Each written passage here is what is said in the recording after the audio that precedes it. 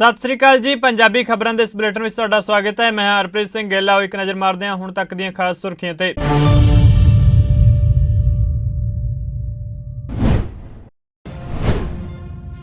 2008 ਵਿੱਚ अहमदाबाद ਵਿੱਚ ਹੋਏ ਬੰਬ ਧਮਾਕਿਆਂ ਦਾ ਮਾਮਲਾ। ਅਦਾਲਤ ਨੇ 38 ਦੋਸ਼ੀਆਂ ਨੂੰ ਫਾਂਸੀ ਅਤੇ 11 ਨੂੰ ਸੁਣਾਈ ਉਮਰ ਕੈਦ ਦੀ ਸਜ਼ਾ।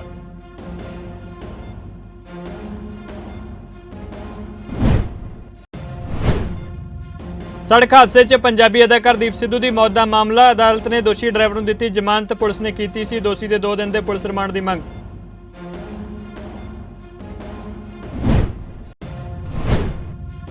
पंजाब विधान सभा चोणों को लेकर चोण प्रचार का अमल खत्म। ਵੱਖ-ਵੱਖ सियासी पार्टियों के आगुओं ने कढ़े रोड शो।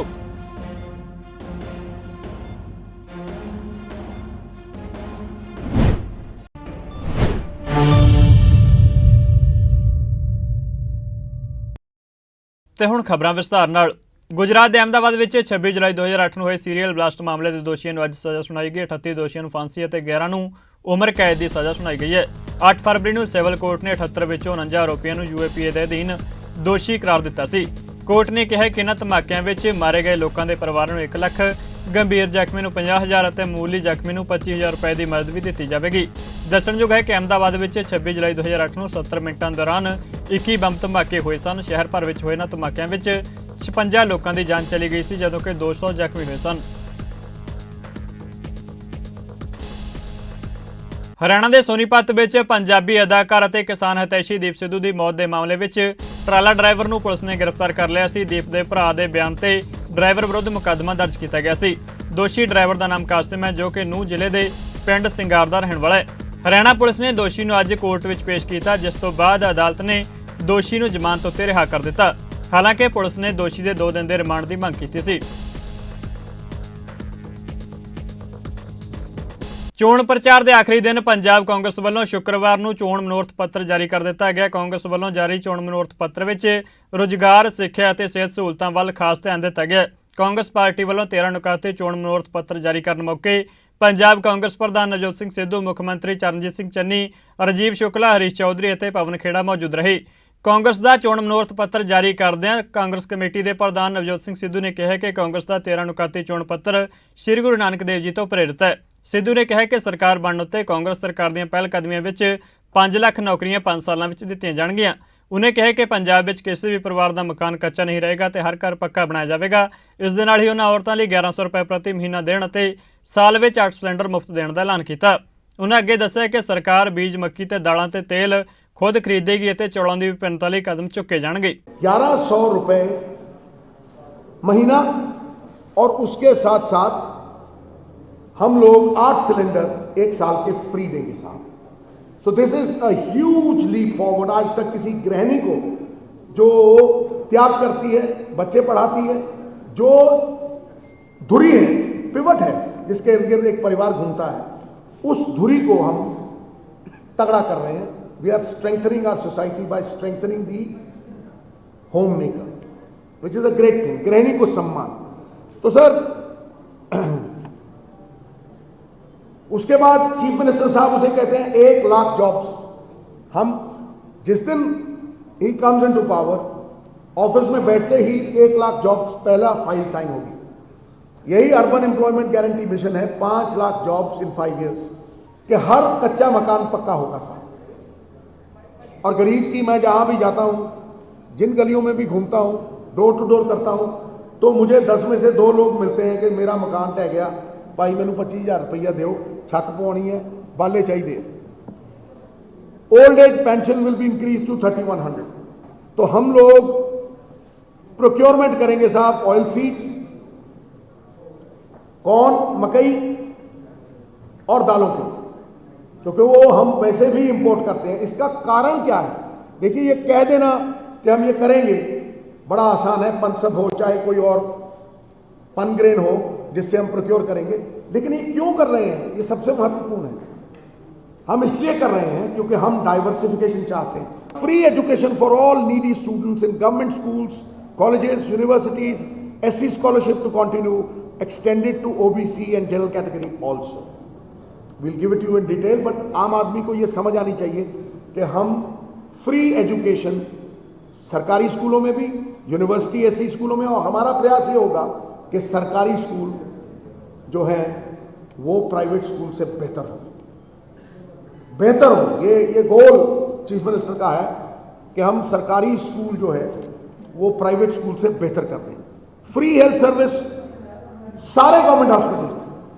ਪ੍ਰਧਾਨ ਮੰਤਰੀ ਨਰਿੰਦਰ ਮੋਦੀ ਨੇ ਦਿੱਲੀ ਸਥਿਤ ਆਪਣੀ ਰਿਹਾਇਸ਼ ਉੱਤੇ ਦੇਸ਼ ਭਰ ਦੇ ਪ੍ਰਮੁੱਖ ਸਿੱਖ ਹਸਤੀਆਂ ਨਾਲ ਮੁਲਾਕਾਤ ਕੀਤੀ। ਚੋਣਾਂ ਦੇ ਮਾਹੌਲ ਵਿੱਚ ਪੀਐਮ ਮੋਦੀ ਦੀ ਵੱਡੇ ਸਿੱਖ ਆਗੂਆਂ ਨਾਲ ਇਹ ਮੁਲਾਕਾਤ ਵਿੱਚ ਦਿੱਲੀ ਸਿੱਖ ਗੁਰਦੁਆਰਾ ਪ੍ਰਬੰਧਕ ਕਮੇਟੀ ਦੇ ਪ੍ਰਧਾਨ ਹਰਮੀਤ ਸਿੰਘ ਕਾਲਕਾ, ਜਨਰਲ ਸਕੱਤਰ ਜਗਦੀਪ ਸਿੰਘ ਕਾਲੋਂ, ਵਾਤਾਵਰਣ ਪ੍ਰੇਮੀ ਪਦਮ ਸ਼੍ਰੀ ਬਾਬਾ ਬਲਵੀਰ ਸਿੰਘ ਸੀਚੇਵਾਲ, ਪਟਨਾ ਸਾਹਿਬ ਤੋਂ ਜਥੇਦਾਰ ਗਿਆਨੀ ਰਣਜੀਤ ਸਿੰਘ ਗੌਰੇ ਮਸਕੀਨ ਅਤੇ ਵੱਖ-ਵੱਖ ਸਿੱਖ ਜਥੇਬੰਦੀਆਂ ਦੇ ਆਗੂ ਸ਼ਾਮਲ ਸਨ।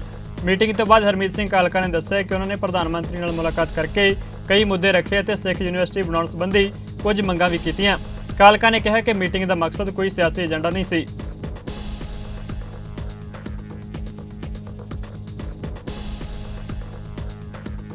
ਦੇਸ਼ ਦੇ ਵਿੱਚ ਪਹਿਲੀ ਵਾਰ ਹੋਇਆ ਕਿਸੇ ਪ੍ਰਧਾਨ ਮੰਤਰੀ ਨੇ ਸਾਰੀਆਂ ਸੰਪਰਦਾਵਾਂ, ਸਾਰੀ ਸਿੱਖ ਜਥੇਬੰਦੀਆਂ ਨੂੰ ਇੱਥੇ ਕਾਲ ਕੀਤਾ। ਦੇਸ਼ ਭਰ ਦੇ ਇੱਥੇ ਲੋਕ ਆਏ, ਤਕਰੀਬਨ 40 ਜਥੇਬੰਦੀਆਂ ਨੂੰ ਰਿਪਰੈਜ਼ੈਂਟ ਕਰਨ ਵਾਸਤੇ, ਔਰ ਸਭ ਨੇ ਆਪਣੀਆਂ ਆਪਣੀਆਂ ਗੱਲਾਂ ਰੱਖੀਆਂ। ਦੇਸ਼ ਦੇ ਪ੍ਰਧਾਨ ਮੰਤਰੀ ਨੇ ਜਿੱਥੇ ਉਹਨਾਂ ਦਾ ਧੰਨਵਾਦ ਕੀਤਾ, ਅਸੀਂ ਸਾਰਿਆਂ ਨੇ ਵੀ ਉਹਨਾਂ ਦਾ ਧੰਨਵਾਦ ਕੀਤਾ ਕਿ ਜੋ ਕਾਰਜ ਪਿਛਲੇ 7 ਸਾਲਾਂ ਦੇ ਵਿੱਚ ਸਰਕਾਰ ਨੇ ਆ ਕੇ ਕੀਤੇ ਆ, ਭਾਵੇਂ ਉਹ SIT ਨੂੰ ਲੈ ਕੇ ਹੋਏ, ਭਾਵੇਂ ਉਹ ਲਾਂਘਾ ਖੋਲ੍ਹਣ ਦੀ ਗੱਲ ਹੋਏ, ਭਾਵੇਂ ਬਾਲ ਦਿਵਸ ਮਨਾਉਣ ਦੀ ਗੱਲ ਹੋਏ, ਔਰ ਭਾਵੇਂ ਸਿੱਖਾਂ ਦਾ ਕੋਈ ਵੀ ਮੁੱਦਾ ਹੋਏ, ਉਹਦੇ ਉੱਤੇ ਜੋ ਉਹਨਾਂ ਨੇ ਕਾਰਜ ਕੀਤੇ, ਸਾਰਿਆਂ ਨੇ ਉਹਨਾਂ ਦਾ ਧੰਨਵਾਦ ਕੀਤਾ। ਔਰ ਆਪਣੇ ਆਪਣੇ ਏਰੀਆਜ਼ ਨੂੰ ਲੈ ਕੇ, ਜਿਸ ਤਰ੍ਹਾਂ ਸੀਚੇਵਾਲ ਸਾਹਿਬ ਨੇ ਆਪਣੀ ਗੱਲ ਕੀਤੀ ਹੈ, ਆਪਣੇ ਇਲਾਕੇ ਨੂੰ ਲੈ ਕੇ ਹੇਮਕੁੰਟ ਸਾਹਿਬ ਵਾਲਿਆਂ ਨੇ ਆਪਣੀ ਗੱਲ ਕੀਤੀ ਹੈ, ਦਿੱਲੀ ਕਮੇਟੀ ਨੇ ਆਪਣੀ ਗੱਲ ਕੀਤੀ ਹੈ, ਸਾਰਿਆਂ ਨੇ ਆਪਣੀਆਂ ਜਿਹੜੀਆਂ ਗੱਲਾਂ ਰੱਖੀਆਂ ਨੇ ਕਿ ਕਿਹੜੀਆਂ ਸਿੱਖ ਸਮਾਜ ਦੀਆਂ ਹੋਰ ਜ਼ਿੰਮੇਵਾਰੀਆਂ ਬਣਦੀਆਂ। ਸੋ ਉਹਨਾਂ ਨੇ ਉਹਦਾ ਬੜਾ ਸੀਰੀਅਸ ਸੰਗਿਆਨ ਲਿਆ ਔਰ ਆਪਣੀਆਂ ਭਾਵਨਾਵਾਂ ਜਿਹੜੀਆਂ ਸਿੱਖ ਸਮਾਜ ਦੇ ਨਾਲ ਉਹਨਾਂ ਦੇ ਜੁੜੀਆਂ, ਜਿਸ ਤਰੀਕੇ ਦੇ ਨਾਲ ਉਹ ਸਿੱਖਾਂ ਦੇ ਨਾਲ ਖਾਸ ਤੌਰ 'ਤੇ ਜੁੜੇ, ਗੁਜਰਾਤ ਤੋਂ ਲੈ ਕੇ ਲਖਪਤ ਰਾਜ ਦੀ ਆਪਣਾ ਗੁਰਦੁਆਰਾ ਸਾਹਿਬ ਦੇ ਬਾਰੇ ਉਹਨਾਂ ਨੇ ਇਤਿਹਾਸ ਦੇ ਬਾਰੇ ਗੱਲ ਕੀਤੀ। ਸੋ ਮੈਂ ਸਮਝਦਾ ਕਿ ਜਿਨ੍ਹਾਂ ਦੇ ਦਿਲਾਂ ਦੇ ਵਿੱਚ ਕਮਿਊਨਿਟੀ ਨੂੰ ਲੈ ਕੇ ਦਰਦ ਹੋ, ਉਹਨਾਂ ਨੇ ਅੱਜ ਗੱਲ ਕੀਤੀ ਹੈ। ਸੋ ਸਾਰਿਆਂ ਨੇ ਉਹਨਾਂ ਨੂੰ ਅੱਜ ਪ੍ਰੇਜ਼ ਕਰਕੇ ਆਏ। ਸਿੱਖ ਬੰਦੀ ਰਿਹਾਈ ਇੱਕ ਬੜਾ ਵੱਡਾ ਮੁੱਦਾ ਸੀ ਕਿ ਉਸ ਨੂੰ ਲੈ ਕੇ ਗੱਲ ਹੋਈ ਹੈ। ਬਿਲਕੁਲ, ਸਿੱਖ ਬੰਦੀ ਰਿਹਾਈ ਦੀ ਵੀ ਉਹਨਾਂ ਨੇ ਗੱਲ ਕੀਤੀ ਹੈ, ਉਹਨਾਂ ਨੇ ਬਲੈਕ ਲਿਸਟ ਦੀ ਵੀ ਗੱਲ ਕੀਤੀ ਹੈ, ਔਰ ਜਿਹੜੀ ਉਹਨਾਂ ਨੇ ਖਤਮ ਕੀਤੀ ਸੀ, ਔਰ ਅੱਗੇ ਬੰਦੀ ਰਿਹਾਈ ਦੀ ਵੀ ਗੱਲ ਕੀਤੀ ਹੈ। ਨਾਲ ਜਿਹੜੀ ਡਾਂਗਮਾਰ ਜਾਂ ਗੁਰਦੁਆਰਾ ਗਿਆਨ ਗੋਦੜੀ ਨਹੀਂ, ਡਾਂਗਮਾਰ ਔਰ ਗਿਆਨ ਗੋਦੜੀ ਦੀ ਜਿਹੜੀ ਹੈ ਉਹ ਰਿਪਰੈਜ਼ੈਂਟੇਸ਼ਨ ਲੈ ਕੇ ਜਿਹੜੀ ਬੰਦੇ ਆਏ ਸੀ, ਉਹਨਾਂ ਨੇ ਉਹਨਾਂ ਦੀ ਗੱਲ ਸੁਣੀ ਹੈ। ਅਸੀਂ ਦਿੱਲੀ ਸਿੱਖ ਗੁਰਦੁਆਰਾ ਪ੍ਰਬੰਧਕ ਕਮੇਟੀ ਵੱਲੋਂ ਕੋਈ 6 ਮੰਗਾਂ ਰੱਖੀਆਂ ਜਿਹੜੀਆਂ ਯੂਨੀਵਰਸਿਟੀ ਦੀ ਅਸੀਂ ਗੱਲ ਸੰਗਤ ਨੂੰ ਕਹਿ ਕੇ ਆਏ ਹਾਂ। ਗੁਰੂ ਤੇਗ ਬਹਾਦਰ ਸਾਹਿਬ ਨਾਮ ਦੇ ਉੱਤੇ ਯੂਨੀਵਰਸਿਟੀ, ਉਹਦੀ ਡਿਮਾਂਡ ਕੀਤੀ ਹੈ। ਬਾਲਾ ਸਾਹਿਬ ਹਸਪੀਟਲ ਨੂੰ ਚਾਲੂ ਕਰਨ ਨੂੰ ਅਸੀਂ ਉੱਥੇ ਮੈਡੀਕਲ ਕਾਲਜ ਦੀ ਗੱਲ ਕੀਤੀ ਹੈ। ਬਾਬਾ ਬੰਦਾ ਸਿੰਘ ਬਹਾਦਰ ਦੇ ਸਥਾਨ ਨੂੰ ਅੱਛੀ ਤਰੀਕੇ ਡਿਵੈਲਪ ਕਰਨ ਦੀ ਗੱਲ ਕੀਤੀ ਹੈ।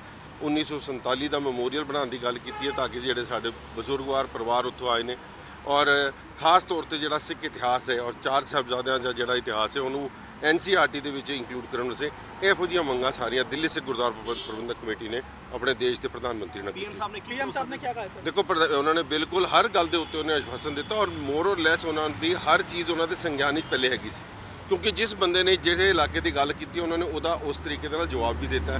ਸੋ ਮੈਂ ਸਮਝਦਾ ਕਿ ਜਿਹੜਾ ਪ੍ਰਧਾਨ ਮੰਤਰੀ ਇੰਨੀ ਮਿਲੂਡਲੀ ਲੋਕਾਂ ਦੀਆਂ ਗੱਲਾਂ ਸਮਝ ਰਿਹਾ ਹੋਏ ਤੇ ਉਹਨੂੰ ਕਰਨੀ और कराने किधर ना किधर साढ़े वालों कमी है, उन्होंने वालों कोई कमी नजर नहीं आई। आज देश की सारी प्रमुख संस्थाएं, प्रमुख धार्मिक संस्थाएं और चुनी हुई संस्थाएं देश के प्रधानमंत्री जी को जो पिछले 7 सालों से निरंतर खास तौर पर सिख धर्म के लिए, सिखों के लिए जो बड़े कदम उठाए गए, उसका धन्यवाद करने के लिए आज सारी कम्युनिटी एकजुट होकर पहुंची है। जो जथेदार तख्त श्री पटना साहिब उनकी अगुवाई में, और हम सब का एक ही मात्र कारण था ये समझना कि जब देश के प्रधानमंत्री की भावना हमारे प्रति है तो उस भावना को हम भी उसी तरह से रखें। और जो आज भी उन्होंने किया, उन्होंने आज जो अल्फाज बताए, जो उन्होंने अपनी बातें बताई, जो अपने जीवन काल की बातें बताई, वो ऐसी थी कि किसी भी इंसान को ये सोचने को मजबूर करे कि ये भी एक सिख हैं। देखो, दिल्ली कमेटी वालों ये सारे संत समाज और दिल्ली सिख गुरुद्वारा प्रबंधक कमेटी, तख्त श्री पटना साहिब होर सेवापंथी जथेबंदियां सारिਆਂ ਦੇ ਮੁਖੀ ਪ੍ਰਧਾਨ ਮੰਤਰੀ ਦੇ ਅੱਜ ਨਿਵਾਸ ਦੇ ਉੱਤੇ ਗਏ ਸੀ। ਪ੍ਰਧਾਨ ਮੰਤਰੀ ਜੀ ਨੇ ਸਾਰਿਆਂ ਨੂੰ ਜੀ ਆਇਆਂ ਕਿਹਾ ਹੈ, ਔਰ ਜੋ ਪ੍ਰਧਾਨ ਮੰਤਰੀ ਜੀ ਨੇ ਸਿੱਖ ਕੌਮ ਵਾਸਤੇ ਕਾਰਜ ਕੀਤੇ ਆ, ਅਸੀਂ ਉਹਨਾਂ ਦਾ ਜਿੱਥੇ ਧੰਨਵਾਦ ਵੀ ਕੀਤਾ ਹੈ, ਉੱਥੇ ਨਾਲ ਹੀ ਅਸੀਂ ਦਿੱਲੀ ਦੀਆਂ ਸੰਗਤਾਂ ਵੱਲੋਂ, ਦਿੱਲੀ ਸਿੱਖ ਗੁਰਦੁਆਰਾ ਪ੍ਰਬੰਧਕ ਕਮੇਟੀ ਵੱਲੋਂ ਪ੍ਰਧਾਨ ਮੰਤਰੀ ਜੀ ਦੇ ਕੁਝ ਆਪਣੀਆਂ ਮੰਗਾਂ ਰੱਖ ਕੇ ਆਏ ਆ। ਜਿਹਦੇ ਵਿੱਚ ਅਸੀਂ ਇੱਕ ਸਿੱਖ ਮਾਈਨੋਰਿਟੀ ਯੂਨੀਵਰਸਿਟੀ ਖੋਲ੍ਹਣ ਵਾਸਤੇ ਪ੍ਰਧਾਨ ਮੰਤਰੀ ਜੀ ਨੂੰ ਰਿਕੁਐਸਟ ਕੀਤੀ ਹੈ। ਇੱਕ ਮੈਡੀਕਲ ਕਾਲਜ ਵਾਸਤੇ ਅਸੀਂ ਉਹਨਾਂ ਨੂੰ ਬੇਨਤੀ ਕਰਕੇ ਆਏ ਹਾਂ। 1984 ਦਾ ਮੈਮੋਰੀਅਲ ਬਣਾਇਆ ਜਾਏ। ਇਸ ਤਰ੍ਹਾਂ ਦੀਆਂ ਅਸੀਂ ਸਾਰੀਆਂ ਮੰਗਾਂ ਜਿਹੜੀਆਂ ਪ੍ਰਧਾਨ ਮੰਤਰੀ ਜੀ ਨੂੰ ਦੇ ਕੇ ਆਏ ਆ ਤੇ ਉਹਨਾਂ ਨੇ ਆਸ਼ਵਾਸਨ ਦਿੱਤਾ ਹੈ ਕਿ ਉਹ ਜ਼ਰੂਰ ਇਸ ਦੇ ਉੱਤੇ ਵਿਚਾਰ ਕਰਨਗੇ ਔਰ ਹਾਂ ਪੱਖੀ ਉਹਨਾਂ ਦਾ ਰਵੱਈਆ ਸੀ ਔਰ ਬਹੁਤ ਹੀ ਉਹਨਾਂ ਨੇ ਸ਼ਲਾਘਾ ਕੀਤੀ ਆ ਸਿੱਖਾਂ ਦੀ, ਕੌਮ ਦੀ, ਜੋ ਦੇਸ਼ ਵਾਸਤੇ ਸਿੱਖਾਂ ਨੇ ਇੰਨਾ ਯੋਗਦਾਨ ਪਾਇਆ। ਪ੍ਰਧਾਨ ਮੰਤਰੀ ਜੀ ਨੇ ਉਹਦੀ ਬਹੁਤ ਖੁੱਲ੍ਹ ਕੇ ਸ਼ਲਾਘਾ ਕੀਤੀ ਹੈ। ਪੰਜਾਬ ਵਿੱਚ ਚੋਣ ਪ੍ਰਚਾਰ ਦਾ ਅਮਲ ਅੱਜ ਸ਼ਾਮ 6 ਵਜੇ ਬੰਦ ਹੋ ਗਿਆ ਤੇ 20 ਫਰਵਰੀ ਨੂੰ ਹੁਣ ਵੋਟਾਂ ਪੈਣਗੀਆਂ। 10 ਮਾਰਚ ਨੂੰ ਵੋਟਾਂ ਦੀ ਗਿਣਤੀ ਹੋਵੇਗੀ। ਅੰਮ੍ਰਿਤਸਰ ਦੀ ਗੱਲ ਕਰੀਏ ਤਾਂ ਇੱਥੇ ਦੇ ਡੀਸੀ ਗੁਰਪ੍ਰੀਤ ਸਿੰਘ ਖਹਿਰਾ ਨੇ ਕਿਹਾ ਕਿ ਪੋਲਿੰਗ ਲਈ ਪੂਰੇ ਇੰਤਜ਼ਾਮ ਕੀਤੇ ਗਏ ਨੇ। ਖਹਿਰਾ ਨੇ ਪ੍ਰੈਸ ਕਾਨਫਰੰਸ ਵਿੱਚ ਗੱਲਬਾਤ ਕਰਦਿਆਂ ਕਿਹਾ ਕਿ ਜ਼ਿਲ੍ਹੇ ਦੇ ਕੁੱਲ 2218 ਪੋਲਿੰਗ ਬੂਥ ਬਣਾਏ ਗਏ ਨੇ ਅਤੇ ਹਰੇਕ ਪੋਲਿੰਗ ਬੂਥ ਉੱਤੇ ਸੀਸੀਟੀਵੀ ਰਾਹੀਂ ਨਿਗਰਾਨੀ ਕੀਤੀ ਜਾਵੇਗੀ।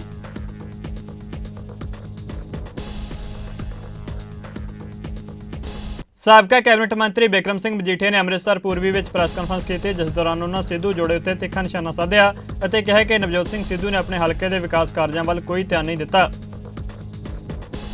ਇੱਕ ਬਹੁਤ ਵੱਡਾ ਮੌਕਾ ਆਇਆ ਕਿ ਜਿਹੜਾ 18 ਸਾਲ ਨਵਜੋਤ ਸਿੰਘ ਸਿੱਧੂ ਨੇ ਔਰ ਮਿਸਿਸ ਸਿੱਧੂ ਨੇ ਇਸ ਹਲਕੇ ਨੂੰ ਬੁਰੀ ਤਰ੍ਹਾਂ ਨੈਗਲੈਕਟ ਕੀਤਾ। ਇਸ ਹਲਕੇ ਦੀ ਡਿਵੈਲਪਮੈਂਟ ਨੂੰ, ਇਸ ਹਲਕੇ ਦੇ ਲੋਕਾਂ ਨੂੰ ਸੁੱਖ ਸਹੂਲਤਾਂ ਦੇਣ ਦੀ ਜਿਹੜੀ ਬਿਲਕੁਲ ਪਰਵਾਹ ਨਹੀਂ ਕੀਤੀ ਗਈ।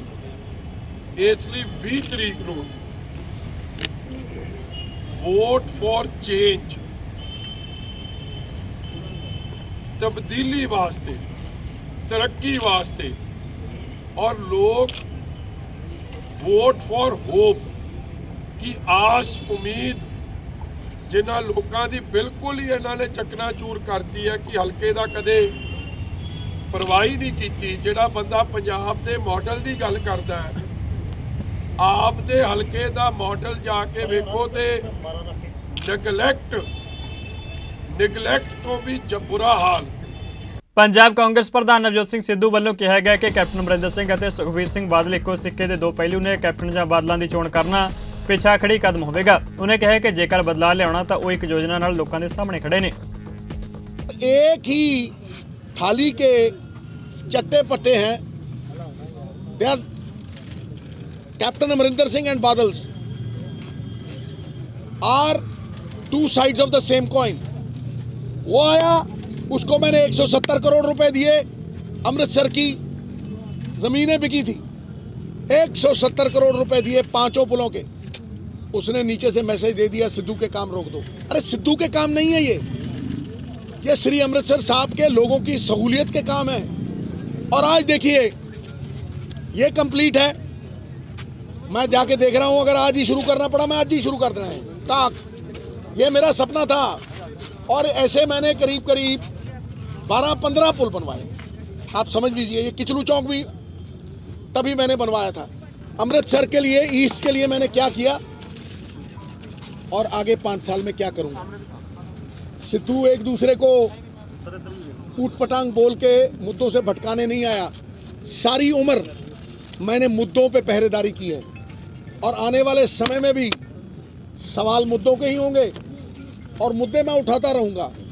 सबसे बड़ा सवाल है कि हम माफिया को ख़त्म करेंगे या नहीं, क्योंकि वो माफिया के जेब में जो पैसे जाते हैं वो अगर स्टेट के खजाने में आते हैं तो पंजाब खुशहाल हो जाएगा, खुशहाली की राह पे चल देगा। और एक बार उल्टी राह पे चल दो तो सीधी राह पे आना मुश्किल होता है, लेकिन उसका रोड मैप, गेम प्लान दिया है। केंद्रीय मंत्री हरदीप सिंह पुरी वालों अमृतसर में एक प्रैस कॉन्फ्रेंस की गई। प्रैस कॉन्फ्रेंस दौरान उन्होंने कहा कि पंजाब में सब तो वड्डा मुद्दा नशियां दा ते जे पंजाब में बीजेपी की सरकार बनती है तो वो नशियां दा खात्मा करनगे। अगर भारतीय जनता पार्टी की सरकार आ गई, तुसीं सारा संकल्प पत्र पढ़ लो। मैं तुहानूं कह रहा एक्शन 2 महीनों के अंदर फुल स्केल शुरू हो जाएगी तो तुहानूं मौका नहीं मिलेगा ये सवाल मैनूं पुछण वास्ते। असीं तुहानूं आके दसांगे हर एक स्टेज पे असीं ये एक्शन लित्ती, असीं ये एक्शन लित्ती। ते 1 लाख करोड़ का मैं तुहानूं कीता। असीं ये भी कहा असीं white paper लियावांगे, white paper which assessment करांगे कि महामारी के दौरान ते बाकी जिहड़ा लॉकडाउन रहा कि ना पंजाब नूं नुकसान होया। अच्छा, बच्चों नूं ਸਕਿੱਲ ਟ੍ਰੇਨਿੰਗ ਦੇ ਵਾਸਤੇ ਅਸੀਂ ਕਿਹਾ ਪੰਜਾਬ ਦੇ ਹਰ ਇੱਕ ਜ਼ਿਲ੍ਹੇ ਵਿੱਚ ਲਾਲਾ ਲਾਜਪਤ ਰਾਏ MSME ਸੈਂਟਰਸ ਬਣਾਵਾਂਗੇ, ਕਿਉਂਕਿ ਬੱਚਿਆਂ ਨੂੰ ਟ੍ਰੇਨਿੰਗ ਮਿਲੇ। ਹੁਣ ਕੀ ਪ੍ਰੋਬਲਮ ਹੈ? ਪੰਜਾਬ ਵਿਧਾਨ ਸਭਾ ਚੋਣਾਂ ਲਈ ਅੱਜ ਚੋਣ ਪ੍ਰਚਾਰ ਦਾ ਆਖਰੀ ਦਿਨ ਸੀ। ਇਸੇ ਦੌਰਾਨ ਸਿਆਸੀ ਪਾਰਟੀਆਂ ਦੇ ਆਗੂ ਵੱਧ ਤੋਂ ਵੱਧ ਲਾਹਾ ਲੈਣ ਲਈ ਜ਼ੋਰ-ਸ਼ੋਰ ਨਾਲ ਚੋਣ ਪ੍ਰਚਾਰ ਕਰਦੇ ਨਜ਼ਰ ਆਏ। ਕੇਂਦਰੀ ਮੰਤਰੀ ਰਾਜਨਾਥ ਸਿੰਘ ਨੇ ਪਟਿਆਲਾ ਵਿੱਚ ਕੈਪਟਨ ਅਮਰਿੰਦਰ ਸਿੰਘ ਦੇ ਹੱਕ ਵਿੱਚ ਚੋਣ ਪ੍ਰਚਾਰ ਕੀਤਾ ਅਤੇ ਪੰਜਾਬ ਵਿੱਚ BJP ਗੱਠਜੋੜ ਦੀ ਸਰਕਾਰ ਬਣਾਉਣ ਦਾ ਦਾਅਵਾ ਕੀਤਾ। 20 ਫਰਵਰੀ ਨੂੰ ਪੈਣ ਵਾਲੀਆਂ ਵਿਧਾਨ ਸਭਾ ਚੋਣਾਂ ਨੂੰ ਲੈ ਕੇ ਅੱਜ ਚੋਣ ਪ੍ਰਚਾਰ ਖਤਮ ਹੋ ਗਿਆ। ਚੋਣ ਪ੍ਰਚਾਰ ਦੇ ਅਖੀਰਲੇ ਦਿਨ ਪਟਿਆਲਾ ਵਿੱਚ ਪੰਜਾਬ ਲੋਕ ਕਾਂਗਰਸ ਦੇ ਪ੍ਰਧਾਨ ਕੈਪਟਨ ਅਮਰਿੰਦਰ ਸਿੰਘ ਦੇ ਹੱਕ ਵਿੱਚ ਕੇਂਦਰੀ ਰੱਖਿਆ ਮੰਤਰੀ ਰਾਜਨਾਥ ਸਿੰਘ ਚੋਣ ਪ੍ਰਚਾਰ ਕਰਨ ਲਈ ਪਹੁੰਚੇ, ਜਿਨ੍ਹਾਂ ਦਾ ਭਾਰਤੀ ਕਿਸਾਨ ਯੂਨੀਅਨ ਏਕਤਾ ਉਗਰਾਹਾਂ ਵੱਲੋਂ ਵਿਰੋਧ ਕੀਤਾ ਗਿਆ। ਇਸ ਮੌਕੇ ਕਿਸਾਨਾਂ ਨੇ ਆਪਣੀਆਂ ਮੰਗਾਂ ਨੂੰ ਲੈ ਕੇ ਕੇਂਦਰ ਸਰਕਾਰ ਖਿਲਾਫ ਨਾਅਰੇਬਾਜ਼ੀ ਕੀਤੀ।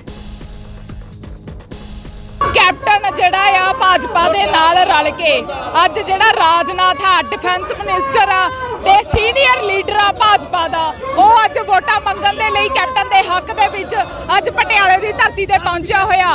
ਅਸੀਂ ਉਹਨੂੰ ਕੁਐਸਚਨ ਕਰਨਾ ਚਾਹੁੰਦੇ, ਅਸੀਂ ਉਹਨੂੰ ਪ੍ਰਸ਼ਨ ਪੁੱਛਣਾ ਚਾਹੁੰਦੇ ਆ, ਸਵਾਲ ਕਰਨਾ ਚਾਹੁੰਦੇ ਆ ਕਿ ਜਿਹੜਾ 750 ਤੋਂ ਵੱਧ ਜਿਹੜੇ ਕਿਸਾਨ ਸ਼ਹੀਦ ਹੋਏ ਆ ਜਾਂ ਸਾਡੀਆਂ ਮੰਗਾਂ ਨਹੀਂ ਮੰਨੀਆਂ ਗਈਆਂ, ਉਹਨਾਂ ਦਾ ਤੁਹਾਨੂੰ ਕੀ ਕਰਿਆ। ਸੋ ਇਸ ਕਰਕੇ ਅੱਜ ਇਸ ਵਿਰੋਧ ਦੇ ਵਿੱਚ ਸੰਯੁਕਤ ਮੋਰਚੇ ਦੀ ਕਾਲ ਤੇ ਜਿਹੜੇ ਸਾਰੀਆਂ ਜਥੇਬੰਦੀਆਂ ਅੱਜ ਇੱਥੇ ਇਕੱਠੀਆਂ ਹੋਈਆਂ ਨੇ। ਪਟਿਆਲਾ ਸ਼ਹਿਰੀ ਹਲਕੇ ਵਿੱਚ ਸ਼੍ਰੋਮਣੀ ਅਕਾਲੀ ਦਲ ਅਤੇ ਬਸਪਾ ਦੇ ਉਮੀਦਵਾਰ ਹਰਪਾਲ ਜੁਨੇਜਾ ਨੇ ਚੋਣ ਪ੍ਰਚਾਰ ਦੇ ਆਖਰੀ ਦਿਨ ਪਟਿਆਲਾ ਸ਼ਹਿਰ ਵਿੱਚ ਇੱਕ ਵਿਸ਼ਾਲ ਰੋਡ ਸ਼ੋਅ ਕੱਢਿਆ, ਜਿਸ ਦੌਰਾਨ ਹਰਪਾਲ ਜੁਨੇਜਾ ਨੇ ਦਾਅਵਾ ਕੀਤਾ ਕਿ ਚੋਣਾਂ ਵਿੱਚ ਸ਼੍ਰੋਮਣੀ ਅਕਾਲੀ ਦਲ ਬਾਦਲ ਅਤੇ ਬਸਪਾ ਗੱਠਜੋੜ ਦੀ ਜਿੱਤ ਹੋਵੇਗੀ।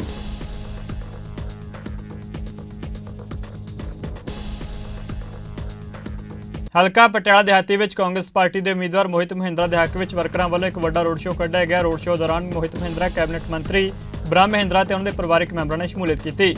ਇਸ ਰੋਡ ਸ਼ੋਅ ਦੌਰਾਨ ਕੈਬਨਿਟ ਮੰਤਰੀ ਬ੍ਰਹਮ ਮਹਿੰਦਰਾ ਨੇ ਕਿਹਾ ਕਿ ਪੰਜਾਬ ਵਿੱਚ ਕਾਂਗਰਸ ਸਰਕਾਰ ਨੇ ਵਿਕਾਸ ਕਾਰਜ ਕਰਵਾਏ ਨੇ ਅਤੇ ਜੇ ਲੋਕ ਉਹਨਾਂ ਨੂੰ ਮੁੜ ਮੌਕਾ ਦੇਣਗੇ ਤਾਂ ਉਹ ਮੁੜ ਵਿਕਾਸ ਕਾਰਜਾਂ ਦੀ ਲੜੀ ਨੂੰ ਅੱਗੇ ਤੋਰਨਗੇ। ਵਿਧਾਨ ਸਭਾ ਹਲਕਾ ਅਮਰਗੜ੍ਹ ਤੋਂ ਸ਼੍ਰੋਮਣੀ ਅਕਾਲੀ ਦਲ ਅੰਮ੍ਰਿਤਸਰ ਦੇ ਉਮੀਦਵਾਰ ਸਿਮਰਨਜੀਤ ਸਿੰਘ ਮਾਨ ਨੇ ਚੋਣ ਕਮਿਸ਼ਨ ਨੂੰ ਹਲਫਨਾਮਾ ਦਿੱਤਾ, ਜਿਸ ਵਿੱਚ ਉਹਨਾਂ ਆਪਣੇ ਉੱਤੇ ਚੱਲ ਰਹੇ ਮੁਕੱਦਮੇ ਦਾ ਵੇਰਵਾ ਸਾਂਝਾ ਕੀਤਾ। ਉਹਨੇ ਕਿਹਾ ਕਿ ਮਾਮਲੇ ਦੀ ਸੁਣਵਾਈ ਅਦਾਲਤ ਵਿੱਚ ਵਿਚਾਰ ਅਧੀਨ ਹੈ।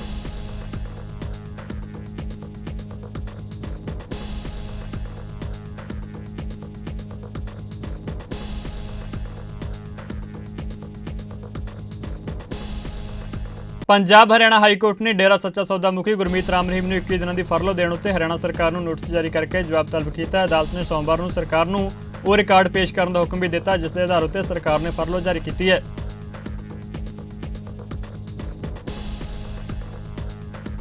ਪੰਜਾਬੀ ਖਬਰਾਂ ਦੇ ਇਸ ਬੁਲੇਟਿਨ ਵਿੱਚ ਫਿਲਹਾਲ ਇੰਨਾ ਹੀ। ਜਾਂਦੇ ਨਜ਼ਰ ਮਾਰਦੇ ਹਾਂ ਮੌਸਮ ਦੇ ਹਾਲ ਉੱਤੇ। ਤੁਸੀਂ ਬਣੇ ਰਹੋ ਚੜ੍ਹਦੀ ਕਲਾ ਟਾਈਮ TV ਦੇ ਨਾਲ। ਧੰਨਵਾਦ।